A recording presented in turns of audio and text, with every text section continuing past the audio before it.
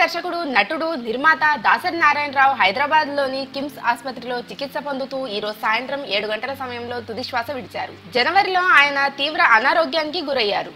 అన్నవాహికలో సమస్యల కారణంగా ఆసుపత్రిలో చేరిన దాసరికి అప్పట్లో శస్త్రచికిత్స నిర్వహించారు వైద్యులు. ఆ తర్వాత సుమారు 2 నెలల పాటు ఆయనకు ఆసుపత్రిలోనే వైద్య చికిత్స అందింది. కాస్త కోలుకున్న తర్వాత దాసరిని ఆసుపత్రి నుంచి డిశ్చార్జ్ చేయడం, ఇటీవల ఆయన తన పుట్టినరోజు వేడుకల్ని జరుపుకోవడం తెలిసిన విషయాలే. అయితే వారం రోజుల క్రితం మళ్లీ అనారోగ్యం సంభవించడంతో ఆయన్ని ఆసుపత్రిలో చేర్చారు.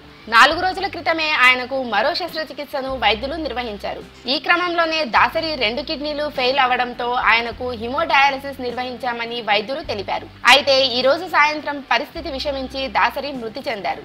దాసరి మృతి పట్ల తెలుగు సినీ పరిశ్రమ తీవ్ర దిగ్భ్రాంతి వ్యక్తం చేసింది. కొద్ది రోజుల క్రితమే పుట్టినరోజు వేడుకల్లో ఉత్సాహంగా కనిపించిన దాసరి ఇప్పుడు లేరన్న వార్తను తెలుగు సినీ పరిశ్రమ జీర్ణించుకోలేకపోతోంది.